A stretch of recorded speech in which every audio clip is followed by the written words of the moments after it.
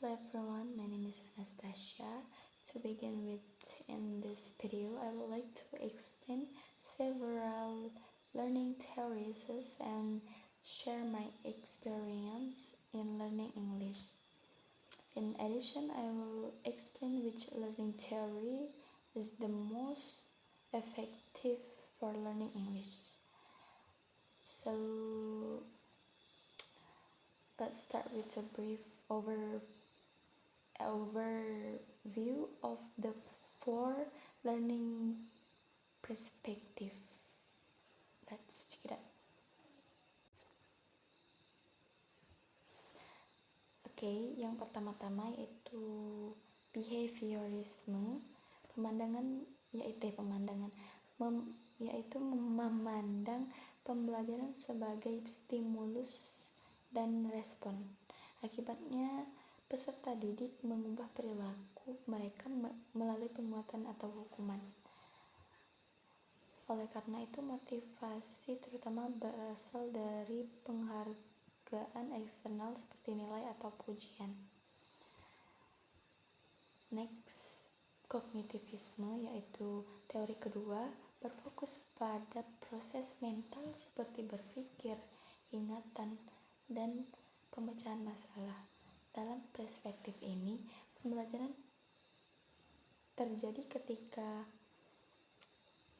peserta didik memahami dan mengatur informasi. Dengan demikian, motivasi berasal dari rasa ingin tahu dan keinginan untuk memahami dari peserta didik.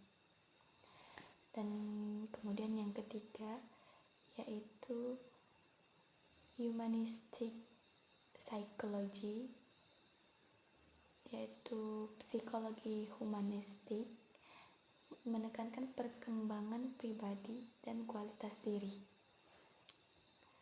Karena hal ini, pembelajaran menjadi bermakna ketika siswa merasa dihargai dan dihormati.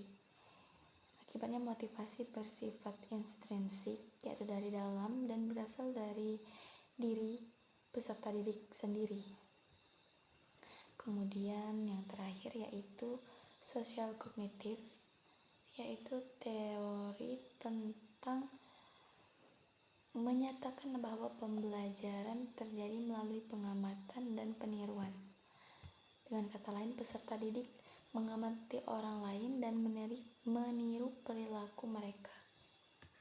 Selain itu, motivasi dipengaruhi oleh keyakinan diri dan interaksi sosial. Nah, berdasarkan perspektif yang tadi, so I believe the social cognitive theory is the most effective for learning English, because the theory is menekankan pembelajaran dengan mengamati dan meniru penutur asli atau pengguna bahasa yang fasih. As a result, learners can improve skill, pronunciation, vocabulary, and speaking skills. Selain itu, peserta didik juga lebih termotivasi ketika mereka percaya bahwa mereka akan berhasil.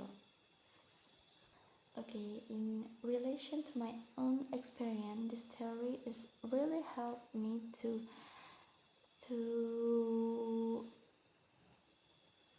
practice learning English, because for example, in my English class before, we often to practice speaking with through role play activities. Selama kegiatan tersebut, saya mengamati guru dan teman-teman saya yang sudah fasih menggunakan bahasa Inggris, dan saya mencoba menirukan perkataan mereka. Because of this, my confidence in speaking English is gradually increased. Oleh karena itu, pengalaman ini dapat dijelaskan dengan mudah melalui teori kognitif sosial. Dan kedepannya, sebagai calon guru bahasa Inggris, saya akan menerapkan teori kognitif sosial di kelas saya.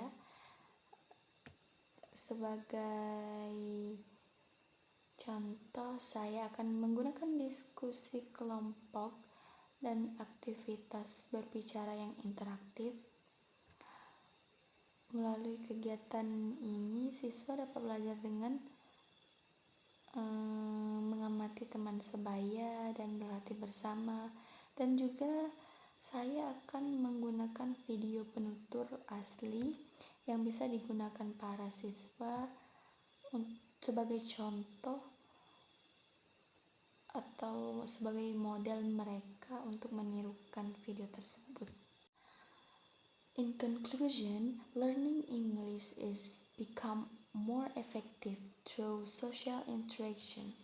Oleh karena itu, observation dan peniruan memiliki peran penting dalam pembelajaran bahasa. Overall, understanding learning theories help teachers create better learning experience. And I think enough. Thanks for your attention, and thank you for watching this video, and I hope you enjoy it. See you.